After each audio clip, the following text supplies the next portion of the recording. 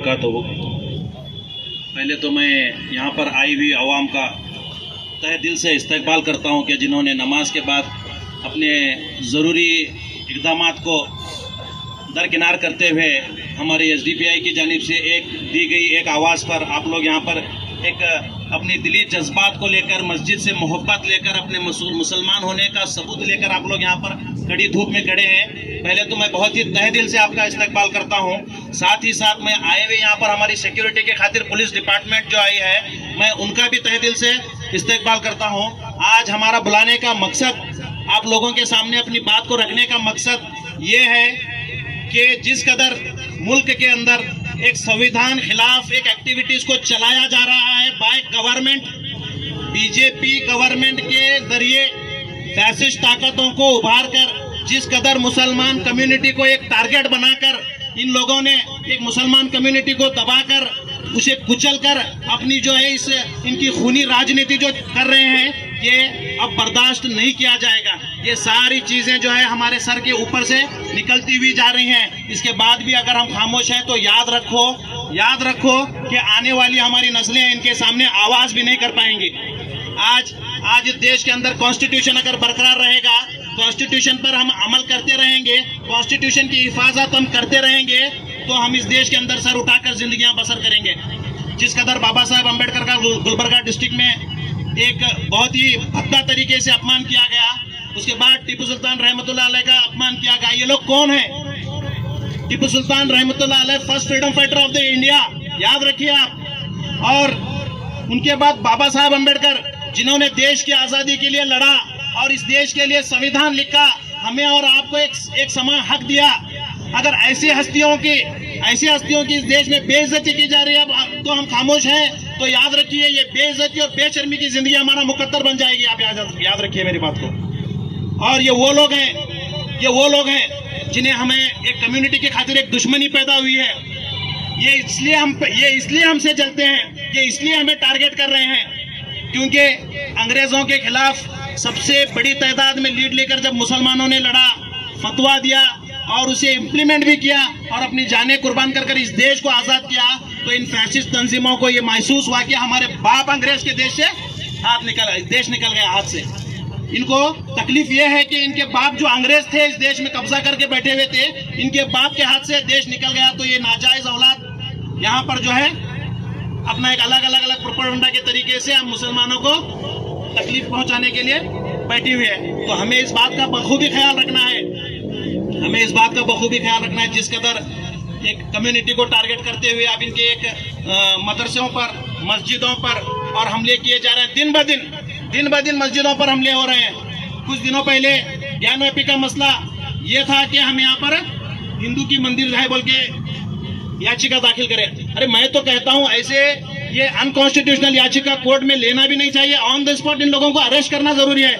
इसके बावजूद भी डिस्ट्रिक्ट कोर्ट इनकी याचिका लेकर इस पर सुनवाई करते हैं। मुझे बड़ा ताज्जुब होता है, मुझे बड़ा अफसोस होता है कि हमारी देश की अदलिया कहाँ जा रही है। अरे अगर हम इंसाफ अदलियों से नहीं मांगेंगे तो कहाँ से मांगेंगे?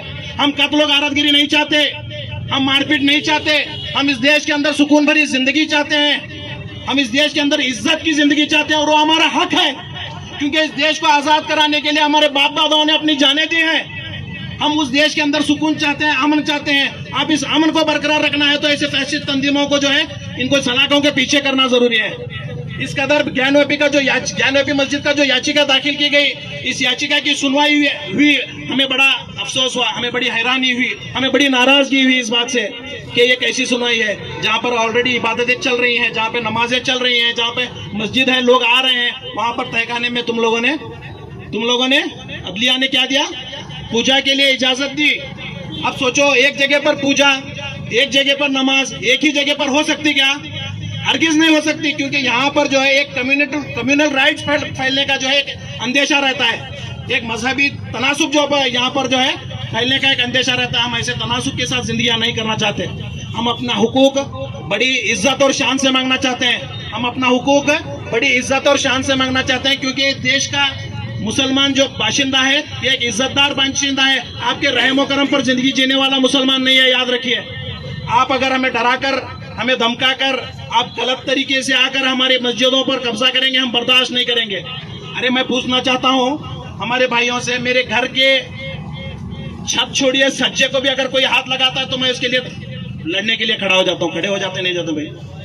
मेरे घर के प्लॉट में आधा इंच या फिर 4 इंच कोई अंदर आ रहा है तो मैं लड़ने के लिए खड़ा हो जाता हूँ। अरे हमारी गैरत कहाँ चले गई जब अल्लाह के घर पर कब्जा किया जा रहा है और हम खामोश घर में बिरयानियां खा रहे हैं नहीं खा रहे? ये हकीकतन है नहीं है? हाँ, कैसे हमारे हलक में बिरयानी उतर रही नहीं उतर रही? जबकि हमारा यहाँ पर प्रोटेस्ट था, हम डिपार्टमेंट से परमिशन लिए थे, डिपार्टमेंट के जानिब से हमें बोला गया, क्या बोला गया? मस्जिद पर बात नहीं करना, मस्जिद पर बात नहीं करना। अगर मस्जिद पर बात करोगे तो तुम्हारे ऊपर केस होगा। अब मैं केस को डर को मैं मस्जिद से, हाँ, मस्जिद के डेमोलिशन हो या फिर तुम्हारी मस्जिद के अदलिया के फैसले से मुंह नहीं फेर सकता। और याद रखिए, ये जो धमकी है आप हमें मत दीजिए, क्योंकि हम अल्हम्दुलिल्लाह हमारे दिलों में खुदा का अल्हम्दुलिल्लाह इतना खौफ है, इतना खौफ है, इतना खौफ है ऑलरेडी कि तुम्हारे खौफ की कहीं जगह नहीं है हमारे लिए। बता रहे हम, तुम्हारी खौफ की कहीं जगह नहीं है। और याद रखिए, मुसलमान सिर्फ अल्लाह से डरता है। जो अल्लाह से डरता है किसी के बाप से नहीं डरता। हम कानून की इज्जत करते हैं, हम कानून की इज्जत करते हैं, पुलिस डिपार्टमेंट की इज्जत करते हैं, संविधान की इज्जत करते हैं। संविधान की हिफाजत के लिए आज हम लोग यहाँ पर खड़े हुए हैं, क्योंकि हमें पता है हमें हमारा मजहबी हक हमारा संविधान दिलाएगा। वरना याद रखिए, मुसलमानों की हिस्ट्री कुछ और है। 800 साल पहले की आप उठाकर देखिए। हम उस पर चलना नहीं चाहते, उस पर तस्करा भी नहीं करना चाहते। आप याद रखिए, अगर भड़क गया, अगर मुसलमान भड़क गया तो आप ये सारी चीजें हमारे आड़े लाकर कुछ भी हमारा उखाड़ नहीं सकते। याद रखिए, मैं बता रहा हूँ। जिस कदर 91 के बाद दिल्ली के अंदर 600 साल पुरानी मस्जिद को डेमोलिशन किया गया, क्या बोलकर? ये फॉरेस्ट एक्ट के तहत फॉरेस्ट के जमीन पर मस्जिद। फॉरेस्ट एक्ट आया कब भाई? फॉरेस्ट एक्ट आया कब? 1927 में। और मस्जिद कब से है? लगभग 600 साल से है। तो मस्जिद पहले है क्या? फॉरेस्ट एक्ट पहले आया? जहां मस्जिद है वहां पर तुम्हारा कहीं को फॉरेस्ट एक्ट लेकर लगे और फॉरेस्ट एक्ट के तहत आज तुम्हें मस्जिद डेमोलिशन करे। अरे उस मस्जिद की तड़प तक हम लोग जाहिर नहीं कर सके, आज फिर एक मथुरा के अंदर एक मस्जिद को डेमोलिशन किया गया। ये क्या हो रहा? ये क्या हो रहा? और हम मुसलमान खामोश क्यों हैं? क्यों इकट्ठा नहीं होते? क्यों नहीं सोचते? क्यों आगे नहीं आते? क्यों नहीं बोलते? क्या सिर्फ एसडीपीआई वालों को एक हक है कि आप बोलो, आप करो, आप जेल में जाओ, आप पढ़ो? क्यों हमारे बीवी बच्चे नहीं हैं? क्यों हमारे घर बार नहीं है? क्या हमारे कारोबार नहीं है? सब कुछ कुर्बान कर आप लोगों के पीछे हम आप लोगों के साथ मिलकर खड़े होते हैं। क्यों आप लोग हमारे साथ नहीं खड़े? तो मैं इस मामले को लेकर, ज्ञानव्यापी मस्जिद के मामले को लेकर बड़े बड़े लीडरों से हम लोग मुलाकात करते हैं, तड़प रखते हैं, आने की दावत देते हैं। अरे पार्टी बैनर को हटाइए, हम और आप मिलकर इस कौम के लिए लड़ेंगे बोलकर हम लोग जब आपके सामने रिक्वेस्ट रखते हैं तो कोई भी हमारा साथ देने के लिए तैयार नहीं होता। क्यों भाई? क्या मस्जिद आपको समझ नहीं है? क्या मस्जिद, क्या इतना डर है? क्या इतना डर है? अरे कल के रोज जब आप खुदा के सामने खड़े हो जाएंगे तो वो डर क्या आपको परवाह नहीं है कि मैं क्या जवाब दूंगा? जब मुझे पूछा जाएगा कि मेरी बाबरी मस्जिद पढ़ाई जा रही थी तब तुम कहाँ थे? जब ज्ञानव्यापी को पढ़ाया जा रहा था तब तुम कहाँ थे? जब मथुरा की मस्जिद को ढाया जा रहा था तब तुम कहाँ थे? क्या वो खौफ से बढ़कर ये आपके पॉलिटिकल बाप दादाओं का खौफ है? क्या खुदा के खौफ से ज्यादा बढ़कर खौफ है? नहीं। आप लोग याद रखिए, मरना है, एक दिन जरूर मरना है, पर याद रखो अपना हक अदा करके मरो। उस दिलों की मौत मत मरो, उस दिलों की जिंदगी भी मत जियो। वरना यही नस्ल जिसके लिए आप आज कमा रहे हैं, आज जो है धूप के अंदर परेशान होकर जिनकी जिंदगियां संवारने के लिए आप कोशिश कर रहे हैं, यही नस्ल आपको उंगली उठा कर कहेगी कि अगर काश मेरा बाप बुज़दिल ना होता तो मैं आज गुलाम ना होता। याद रखिए, यही नस्ल आपसे कहेगी, मेरा बाप बुज़दिल ना होता तो मैं आज इन फैसिस्ट ताकतों का गुलाम ना होता। आपको कोसेगी आपकी औलाद, जिन औलाद के लिए आप लोग आज धूप में परेशान हैं।